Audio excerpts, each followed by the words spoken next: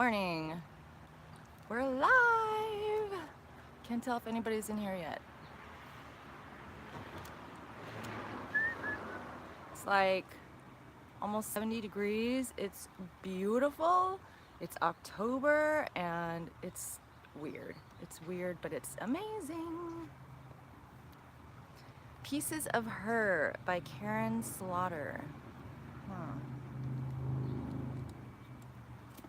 Live book club discussion. Hi guys. How are you? Who's here?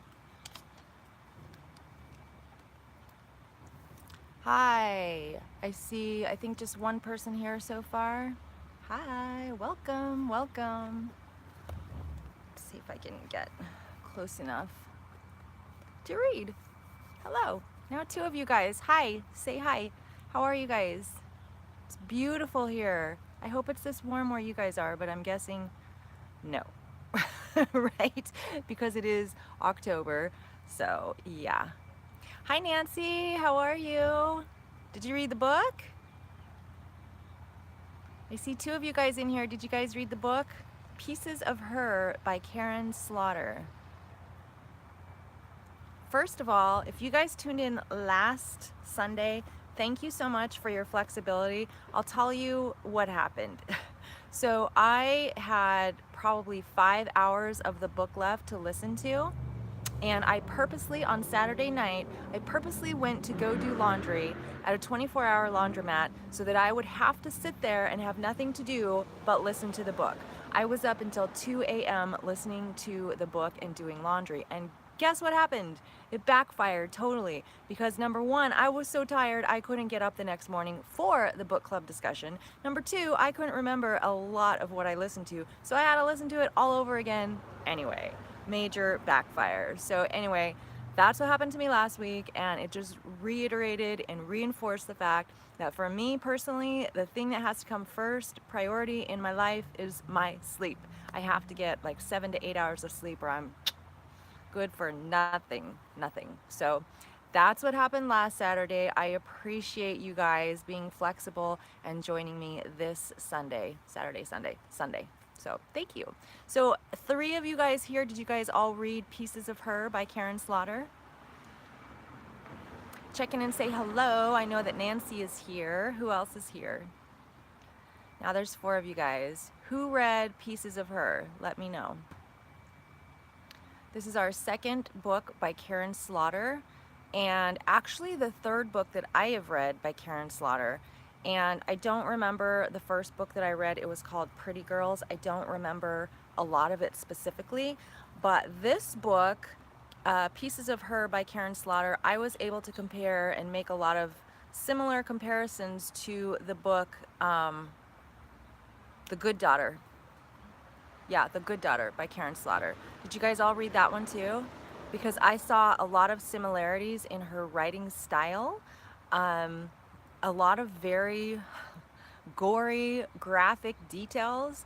There was no rape scene in this one. Hi Teresa, how are you?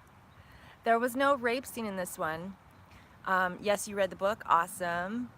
But there was, again, shooting, and my gosh, her description of people being shot is so graphic. It makes me wonder if she has actually witnessed something like that because she talks about things that we would not think of when you think about someone being shot or someone like blowing their head off. She talks about things that you don't think about, like splatters and bone fragments, right? So it really makes me wonder, has she had an experience where she has witnessed some sort of shooting, or does she just like do her research and she's so talented with her words that she's able to portray that so well? That's my question. What do you guys think? Has she gone through something like that before? Has she witnessed that herself, do you think? That was one question I had.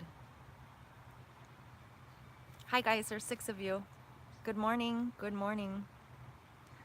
So tell me what you guys think about whether or not Karin Slaughter may have witnessed in her past a shooting.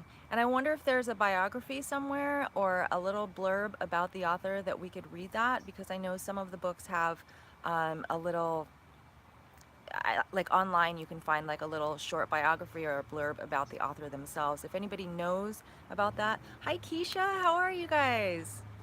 If anybody knows about any kind of biography or blurb or information on the author that we could read, let me know, because it would just be interesting to me to find out if she, like, where does she get her material? Where does she get her material on shooting, for one thing? So graphic.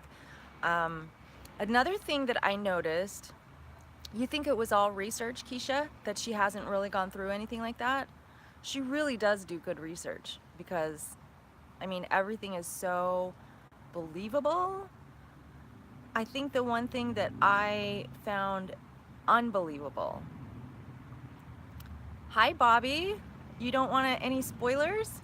Girl, you need to get on it, because next weekend is The Couple Next Door, and you're not going to be available anyway because you have bigger, better plans next weekend. I'm so excited for you. Guys, Bobby's getting married next weekend, the 27th. So super excited.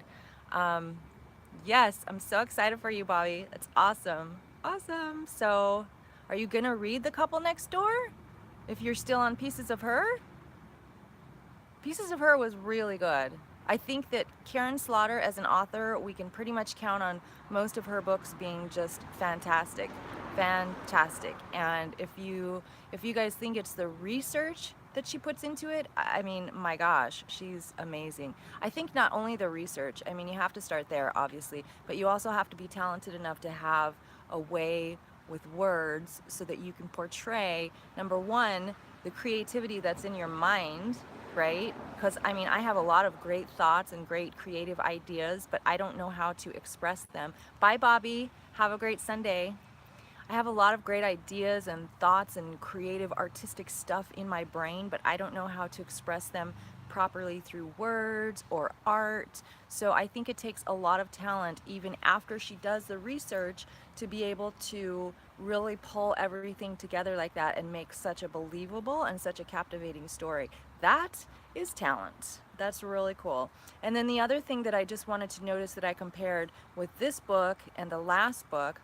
Oh, hi, Kelly. How are you? You haven't read the book? Hi, sweetheart. I miss you. I wish I was going to Florida soon, like Eddie. um, but the other thing that I noticed in this book that I compared with the last book was that when she talks about her characters, okay, tell me if I'm wrong in this. So when you're narrating a book, okay, the narration kind of comes from the character, right? So Jane did this, Jane did that, Andy did this, Andy did that, Andy saw her mother, Andy saw blah, blah, blah. If I'm narrating something and the words are supposed to be coming from me, Julie went to see blah, blah, blah. She then blah, blah, blah. She saw her mother, she saw her father, and yet when, I don't know if you guys know where this is going, when Karin Slaughter narrates, she'll be like, okay, so Andy is talking about her mom. She's talking to her mom. She's having a conversation. Mom, mom, mom. Then we go to the narration part. There's no conversation. She's just talking or narrating or thinking in her mind. And she calls her Laura. And she says, Laura got up and left and walked away from the table or whatever. That was kind of weird to me. And I noticed it in both the books, because in The Good Daughter, one of the two daughters would be talking about their mom and talking to mom, hey mom, my mom is blah, blah, blah, mom this, mom that. And then when she moves into the narration portion of the story, they call her Gamma. So I don't know what is proper when you're writing a book, and I'm now trying to think about other stories that I have read. Does the narration turn into like a first person? Is that a first person? No. Does the narration turn into names versus mother, father, whatever? Is that common, or is this just something that Karin Slaughter does? Because I noticed it in both books and it kind of bugged me, because if I'm talking about my mom and I'm narrating a story to you guys about my mom, I'm gonna say my mom. So my mom, I talked to my mom the other day and she said, I'm not gonna say I talked to Ray, And she said, because you guys would, it would just be out of context. Does that make sense? Does anybody get what I'm saying? Because that was just something that threw me off. And I was like, and I noticed it at the very beginning of both books. So anyway, that is the one thing that threw me off. And then the other thing, there's just one thing that I found pretty much not believable, and that was the fact that Laura and Andy pretty much got away with everything that they did. Everything. Keisha says she uses third person as a narration to make it a neutral perspective. Okay. Do other authors do that, or am I missing that? Because I just noticed it in both of her books, and I don't think I notice it regularly. It's definitely her style of writing. Did you notice it, or I mean, am I the only one that was bothered by it? Not that it bothered me terribly, because once you get into the story, you're into the story, and you know, then you get used to the writing style, and it kind of flows. But do other authors write like this and I just haven't noticed? I don't know. I literally don't know. And then the other thing that many authors do write like that, okay, I'm going to start paying attention, because maybe it's that other authors don't write so much about mothers and fathers and brothers, and so they don't use that kind of personal language. I don't know. I'm going to start paying attention, because I want to see when they use third person to make it like neutral, like you said. And then the other thing that like I said, I think I already mentioned this, I found it a little unbelievable that Laura and Andy got away with everything in the end. Everything. Everything. Laura had to spend, what, 2 years in jail? Keisha says, I notice it and I like it as it's a way to get into the character's psyche. Yes. I like that too. I like that the narration is coming from the character.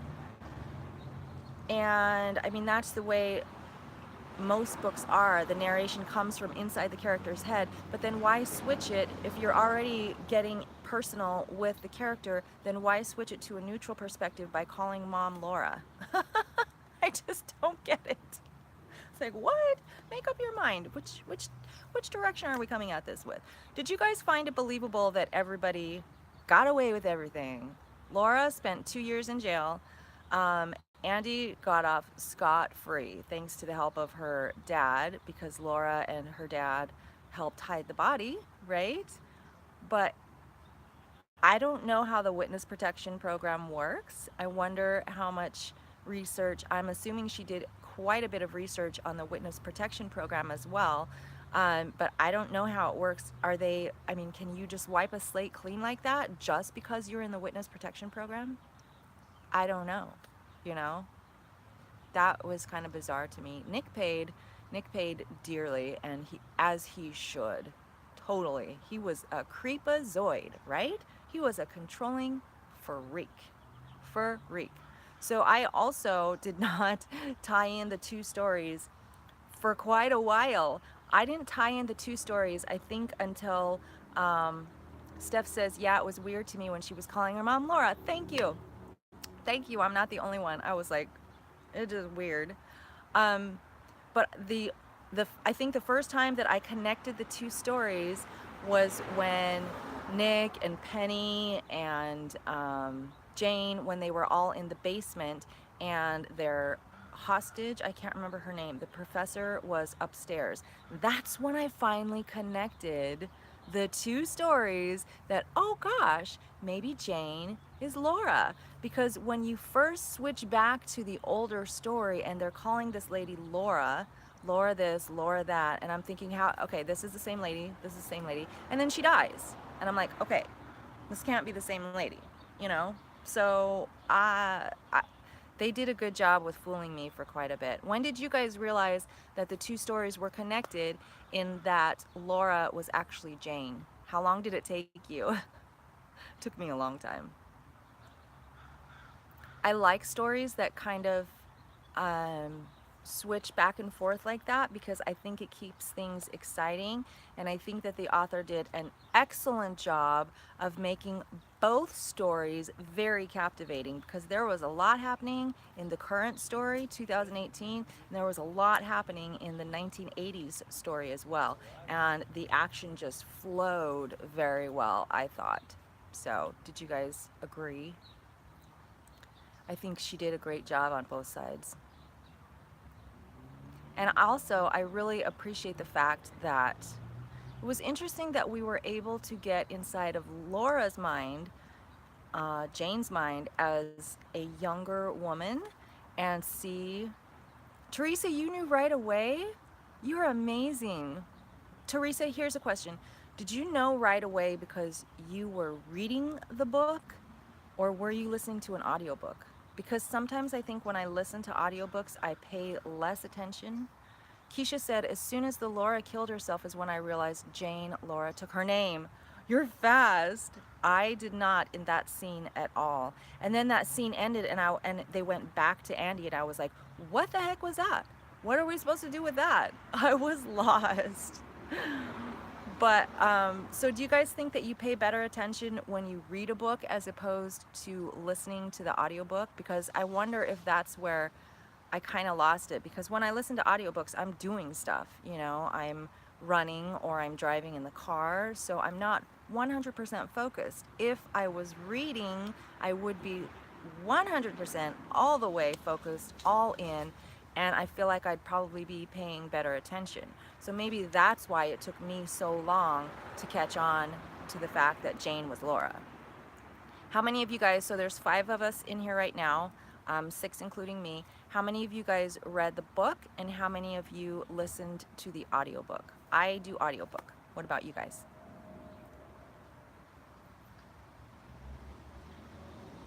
I would love to sit down and read a book, but I just don't have time. There's just not enough time in the day. Who was your favorite character this time in the book?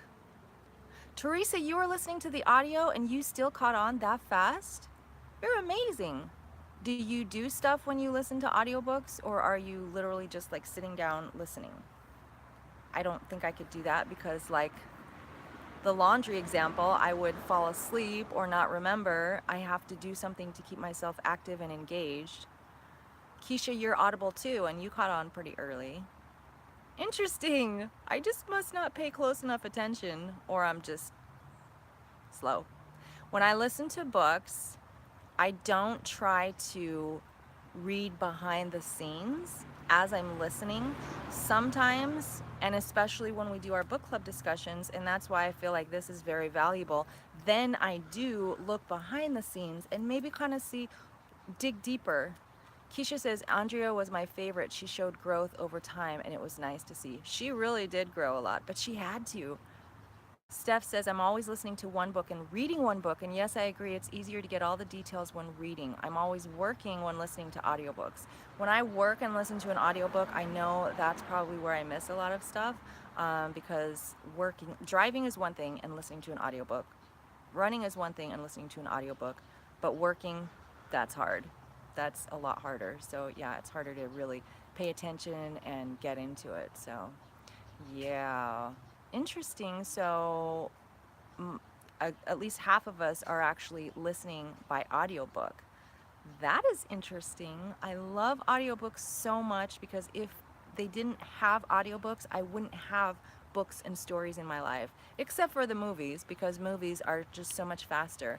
But as I was saying, I think that I take everything really surface level to begin with. So when I'm watching a movie or reading a book, I don't dig deep and try to find any kind of meaning or any kind of story underneath the story that's being presented. I take every single thing at face value, and I guess oh, Teresa, you just listened sitting outside. Oh, that sounds lovely.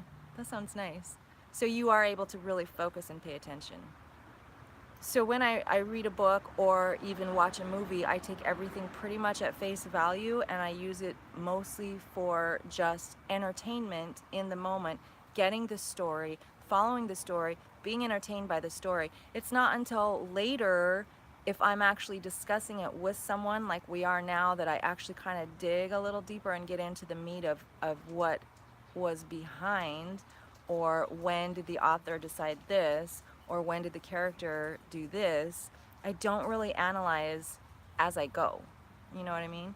So I think that's part of why it took me so long to catch on that Jane was Laura, because I'm just listening, da da da da da, you know, being entertained and not really thinking or digging deeper.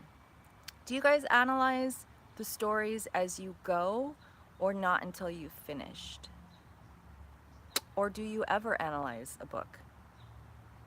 I honestly have to say, if it wasn't for the book club discussions, I probably wouldn't.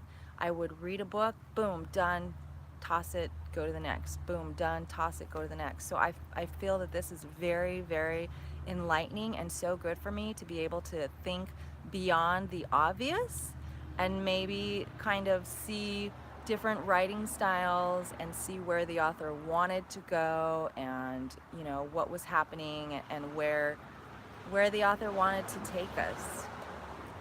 Another question I wanted to ask you guys was the title. Do you like the title? Pieces of Her. Pieces of Laura, Jane, obviously, right? I don't really care for the title because I'm trying to figure out how it really ties into the story. I'm guessing that as we go along, we get more and more pieces of who Laura is. I think that's where the title comes from. But I don't know if the title really fits the story. Do you think an author creates the title early on or waits until the very last? That's a good question. As for characters, I did like Andy. I liked the way she did really experience a lot of growth because she had to. She was like forced into that situation. Bam. Steph says, I have to do a lot of 30 seconds back when I'm saying to myself, hey, wait, I think something important just happened. Steph, you have no idea how many times I do that to you. Rewind, rewind, rewind. And if I feel like I missed something, I'll hit the 30-second button 3 times. That's my thing. I always hit it 3 times. And then if I haven't been listening for a few days, I always hit the rewind button like 3 times too. So I do a lot of 30 seconds back too. Thank you. That's comforting to me to know that you do that too. Yeah, sometimes I just go with the flow and listen to the book, and then other times, some books I really have to repeat a lot because I feel like there's so many little details, and I'm like, wait, what did I miss? What did I miss? You know? But as far as characters, I did like Andy, major growth. I think I liked Laura. Trying to think about the person that Laura turned into. I love who Laura was as a younger woman because she was amazing. I mean, I don't know. She had her flaws just like all of us. She was swept away by Nick and his stupid lies, and she just wanted love from someone. She wasn't getting it from her father, so she thought she had to get love from this creepy Nick.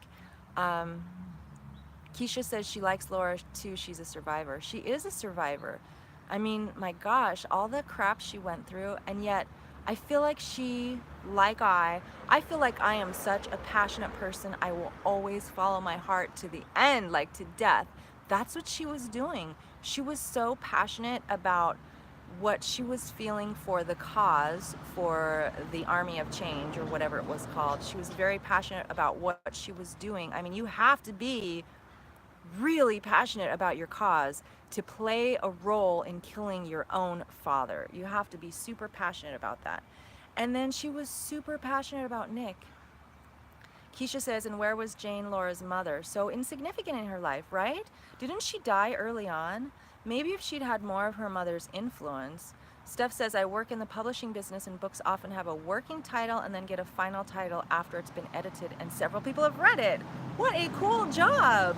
That's amazing. I would so love to be a book editor, just to zip through books and be able to give an opinion, or even just edit the language. I have always wanted to do that. That would be such a fun job. If anybody knows how to get me that job on the side, as if I don't already have enough jobs, I would so love that. That would be such a fun job. Yeah, anyway, but I really loved Laura as a younger woman, and then to see how she grew into a mother. And I mean, she said that one of the things she most regretted was that she missed the time with her daughter. She missed the first 18 months with her daughter. So there's some passion right there too. She passionately loved her daughter. She wanted her daughter to be passionate as well, and it took pushing Andy out under those circumstances to really give her some sort of purpose and meaning and value in her life, because she was just, I mean, she was so stale and stagnant and just doing her job and not being happy and not making any progress and not growing personally. You can do a YouTube book review. We are. Wait, what do you mean, Teresa? I love doing book reviews. I love discussing it with you guys, actually, because I like hearing your input. Sometimes you guys have a completely different perspective than me, and I find that fascinating, because wouldn't it be cool to be an author and have all these people reading your book, and yet so many people come up with so many different interpretations? That would be cool. It would be really fun as an author to sit in on a book club discussion and hear what people think of your book. That would be cool. I've always thought it would be cool to write a book, obviously. So not there yet, not at all. So do a channel, Julie Book Review, a new channel. That would be fun, but I can't read that many books at a time. I was gonna ask you guys about the direction of this book club discussion. I was thinking that because of the time, I'm like, you guys, I have like 3 jobs right now, I feel like. Because of the time, I was thinking maybe let's just move this over to Facebook and just have written conversations. But I really like chatting with you guys in the moment and hearing what you have to say in response to my weird thoughts about these books. So I think we're just going to keep the YouTube live discussions for now, as long as I can, as long as I can find the time. And that reminds me, next Sunday, the book will be behind closed doors, and we have to do 10:30 instead of 10 because I have to work.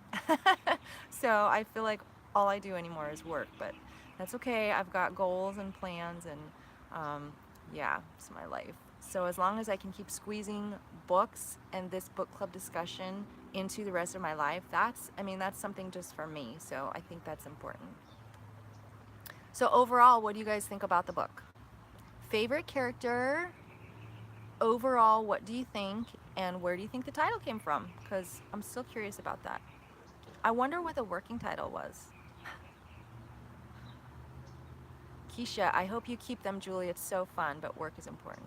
Work is important, but when I decided to become a Weight Watchers leader or coach, I knew that I was going to have to be really careful and balance overworking myself, because I tend to crash and burn and get burned out like really easily. Like I can go gung-ho for months and months and months, and maybe even a couple of years, and then when I crash and burn, like this summer, I crash and burn hard and I go down for a while. So I have to be really careful to balance all of this work. But back to the whole passion thing and how passionate Laura was, I feel like I'm a very passionate person, and I do the Weight Watchers. I work for Weight Watchers because I'm so passionate about Weight Watchers in general and how it changed my life. Keisha says balance is very important. Yes, don't let me crash and burn, okay? If you guys see me starting to go down, say, step back, Julie, don't crash and burn. That's why I appreciate that you guys are still here and that you are flexible enough to not do last weekend, because, oh my gosh, I have the hardest time with balance. Did I show you guys my new tattoo? I don't think I did. I got a tattoo when I was in Idaho to remind myself I am such a super black and white person. I got a tattoo to remind myself I need balance. This last summer so reminded me that I need balance. This is my tattoo. It's on the inside of my wrist, and it's just a yin-yang, but balance, Julie, balance. Have you guys started reading Behind Closed Doors? Wait, is it Behind Closed Doors or The Couple Next Door? Somebody remind me. It's Sherry Lapina. Oh, I was gonna look at my phone, but my phone's right there. I downloaded it already. I just haven't started reading it. The Couple Next Door, thank you. Behind Closed Doors, we already listened to that one. I remember. That was a good one. That was freaky. So The Couple Next Door, have you guys started listening to it? Teresa, just let us know if you need a timeout. We can go back to once a month. Thank you. I appreciate that so much. I love doing this so much, but I also just, man, balance. Thank you, Keisha. Yeah, we already did read that one. That was the one with Jack, the freakazoid. You finished it, Steph? Was it awesome? I think you told me the other day you had already started. Thank you, guys. Thanks, Keisha and Teresa. I appreciate that. I really do. I feel like you guys probably know me better than a lot of people, but I feel like I'm a very fragile person sometimes. It was good stuff. Awesome. I can't wait. I can't wait. I can't wait to dig in. I downloaded it and I joined the gym this week, so I'm going to be running a little more, and so I can hopefully get it done in 1 week because I want to be finished by the time we do our book club discussion. What do you guys think about the end of this book? The way that everything wrapped up. I already mentioned that I think it's a little odd that they got away with everything. But where do you think the direction of, where are they going after this? The book just kind of, I mean, I think it ended well because everything wrapped up and Nick is still in jail where he should be. They followed through with Andrew's story. But where do you think Laura and Andy are gonna go after this? Number one, I think that Laura needs to get back together with her ex-husband. Number two, I think that Andy is going to go out with Michael, the FBI guy. Yeah, Keisha, I wondered if Laura got back with her ex. She realized that she loves him still, obviously, and he loves her. You too, Teresa? Yeah. I think in my mind, they get back together, which is awesome because it seems like she just dropped him out of the blue for what reason? Sounded like she needed some independence at that time in her life. But it's amazing and it's awesome that he realized he still loved her. Keisha says, Andy and Michael need a chance to explore their relationship opportunity. Yes, they do. And you know what? Mom is going to make it really hard for them. She hates cops so bad. But I mean, obviously, there was some good chemistry between Andy and Michael. So I would hope that they explore that a little bit. Yeah. Yeah. So are you satisfied overall with the end of the book, or did it leave you like wanting more or having more questions? I feel pretty satisfied. I also feel like all the storylines were pretty much carried out. But did we ever find out what happened to Jane's mom? Didn't she die like early on, or was she just like so out of the picture that she didn't care what was going on with her daughter? Because all she ever talks about is her dad taking her to these performances, her dad, and how strict her dad was, and where was her mom? I think she died early on. It left you having more questions, Teresa? Like what? What questions? I'm curious.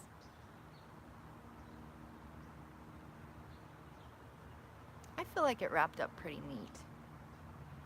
But yet, there could be more. I don't think there's enough more for a sequel to the book, though. No. The Army of the Changing World. Oh, her mom drank a lot and was not present? Oh, I didn't even get that part. Interesting. That's really sad. For all of this to go on and have mom behind the scenes drinking and not really caring and paying attention. That's very sad. Teresa, you want to know what happens to the rest of the characters? Yeah. Like, where does Nick end up? What a creep. Even 30 years later. What a creep. Man. What other characters are you thinking though? Because Penny, Paula is dead.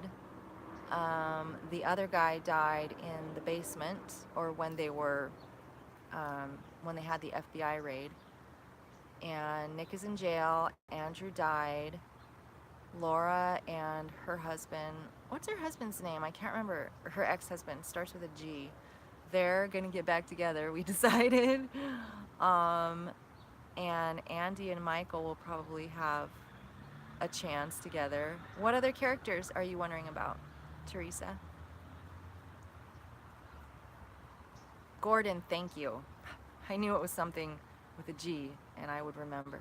He was such a nice guy, wasn't he? Like, isn't the dad, that's like a dad we all want, and he wasn't even her real dad. He was awesome. He was a good guy. He did not, I wish that they could have put more of a role in the story for him. Keisha says he was an amazing dad to Andy. He really was, especially as an adoptive dad. He was amazing.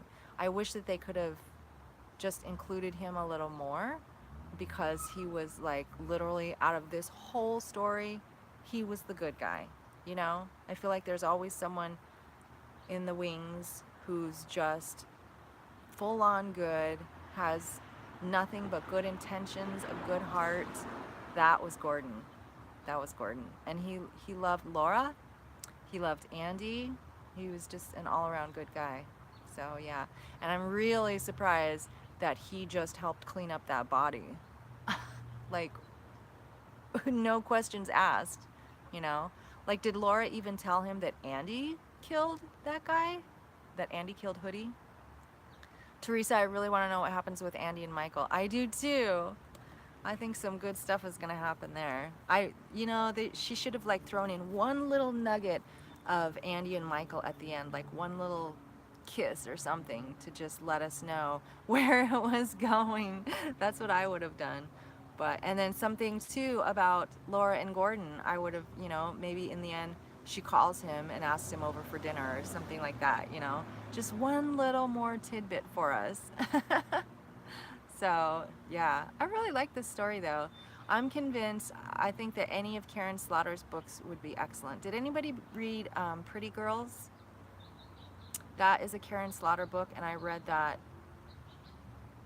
years ago, maybe about 2 years ago, and I remember it was really good, but I don't remember specifically what it was about. And now that I've read 2 other Karin Slaughter books, I really want to reread it and just kind of see. Yeah, Keisha, add it, because it was really good. It's called Pretty Girls, and I can vaguely remember what it's about, but I read a lot of books that tend to fall along the same lines, like not just the same genre, but also sometimes the characters kind of start to blur for me. So I don't want to tell you what it's about and like have it be something totally different, because that would be something I would do. So, but I am super, super excited to read The Couple Next Door, and we're going to discuss that next Sunday at 10:30. Does 10:30 work for you guys? I hope so. I have to work until 9:30, and then I will run home and be able to be set up and everything by 10:30. I could probably do it by 10:15, but I just want to be sure that I'm here at the right time. So let's say 10:30. The time adjustment is good? Okay, okay. Cool, cool. So what are you guys doing the rest of today? I get to go to work at 1:15, and then, oh my gosh, you know what I'm doing tonight? I'm so excited. Have any of you guys done paint night? I'm doing paint night with a friend. I'm gonna paint a real picture on real canvas with real oils. I'm so excited. I am not an artist at all, and so I'm super excited to really like do this and have a finished art piece that I can say, I painted that. It's super cool. I'm excited. What are you guys doing today? And have you done paint night? Getting my hair cut and blown out, then community service and family dinner. Cool, Keisha. What do you do for community service? Family dinner sounds nice too. I'm gonna have my salmon salad today after work. Oh, Keisha, you've done paint night? Yay, is it so much fun? I'm so excited. I am so excited. I've been wanting to do it for like months, and finally it worked out. I'm going with one friend. Super excited. Working on illustrations for a children's book. Steph, you're an artist. That is so cool. So that's how you're involved in the publishing industry. That is amazing. I have another friend here in California. Well, I obviously know a lot of artists because I work for TV animation, but I have a friend who does not work for Disney who does illustrations for children's books, and he's really, I mean, he's phenomenal. He does a lot of Christian art also, so like Christian art for kids, so like a lot of Bible stories and stuff. Keisha, you're visiting the organ donor house? My son conducts science demonstrations for patients. Interesting. Teresa says you will have fun. Thank you, Teresa. I'm so excited. Keisha, tell us more about what your son does. Demonstrations for patients? It's a nonprofit? Did you say it was like organ donation? Like science for sick days? Do they have an extra kidney over there? Sounds so interesting. Huh, cool. I want to know more about it. Oh, that's the name of your nonprofit? Oh, very cool. I would love to hear more about it, Keisha, if you want to Facebook me. And also, Teresa, have you done paint night too? Because I would like to see the paintings that you did and the painting that Keisha did. Oh, he's one of the activities on the agenda. Interesting. That sounds amazing. I love hearing what people do for work. It's just so cool. Because you know how your job just kind of gets real mundane and it's like, yeah, it's just what I do. Steph, I design photo books mostly, some novels, and design and illustrate children's books. Oh my gosh. So you're not on the word side of publication, you're on the art and graphic design side. That's cool. What kind of photo books? Like photography, like coffee table style kind of books? That sounds interesting. I'd like to create a photo book one day, and you would laugh if you knew what the topic would be. Yes, photo coffee table books. How cool. Oh man, someday we gotta connect because I have some photos that I want to create a book with. They're amazing. And they're not my photos, they're Eddie's, obviously, but I am in the photos, so very, very cool. Cool, I love what you guys do for work. Teresa, what do you do for work? And Keisha, what do you do? I know what your son does now, but what do you do? You probably told me already.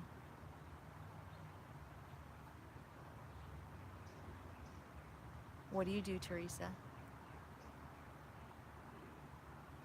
You guys all know what I do. A lot. Feels like a lot. Especially now that I'm working on Saturdays and Sundays. It's like, oh my gosh. Gotta do what you gotta do. Gotta do what you're passionate about, right? So, yeah, it's what I love to do. And bottom line, we have to remember that. Keisha, I'm in education. I do training and development for teachers across the country. Oh, you travel a lot, huh? That's why. Cool. Man, I admire teachers because that's tough. Yes, you do. So Keisha, I've been talking with a lot of teachers this week. You've been to 40 states. That's amazing. I've been talking with a lot of teachers this week because the topic for Weight Watchers for WW this week has been growth mindset versus fixed mindset. And apparently this is really huge in the education world right now because we need to teach our children. Teresa, you work for a rehab hospital. That's cool. That's so interesting to me too. What kind of rehab? Probably all kinds. I totally forgot what I was saying. Oh, growth mindset versus fixed mindset and the power of yet. So many teachers are so familiar with this because they're trying to teach this to our kids so that they can be successful. The power of yet, when you come across an obstacle, rather than giving up, I can't do that, I'm never going to be able to do that, I can't. The power of yet and the growth mindset is, I don't know how to do that yet, but I'm learning. I haven't lost my 5 pounds yet, but I'm learning. I have not run a marathon yet, but I'm working on it. The power of yet is amazing. When I coached a Weight Watchers workshop yesterday, when I explained the power of yet, you could literally see people's light bulbs going off in their heads. Like, oh my gosh, it's a big topic. See, Keisha, I did not know that until I started talking to a lot of educators, and they said it's really big right now. That's awesome. I mean, I think that's a fabulous thing to teach our kids for their success. And a lot of research about it, Keisha. That's cool. I'm so appreciative that WW is like in the know as far as research and, you know, behavioral research and science and nutrition, of course. But I think it's fascinating how one word can literally turn your whole thought process around. It's amazing, right? Teresa, what kind of rehab hospital? I'm very interested. Did Sally check in yet? I didn't see Sally. She must be working hard. Miss you, Sally. And Gina. And the endorsement. Teresa, I want to know what kind of rehab hospital. Now I'm curious. If you don't tell me here, then Facebook me. Okay, Keisha, go do your hair. I will see you next Sunday at 10:30, my time. Yay. Thanks for talking with us. You have such good insight. Bye, Keisha. I should let you guys go too. I have to go do some work, some Weight Watchers work. I need to answer some of your guys' comments. I hope you guys all got a chance to watch Eddie's answers to all of the questions, because that's an entertaining video. My Eddie is very entertaining. Anyway, so I'm gonna sign off now, you guys. Next week is The Couple Next Door. I can't wait to dig in. I'm gonna start reading or listening to it today, and I will talk to all of you guys next week at 10:30. Anybody else have anything to add? We're all cool? You guys have a wonderful, wonderful Sunday. It's beautiful here, and I hope you guys can have a beautiful and peaceful Sunday too. And I will see you guys next week. Bye. Now I have to figure out, I can never figure out how to stop this.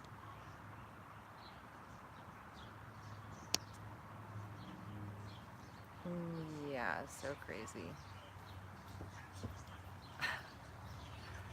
Guys, I seriously don't know how. Oh, okay. I found it. Okay, so now bye for real. Love you guys. I'll see you next week. Bye.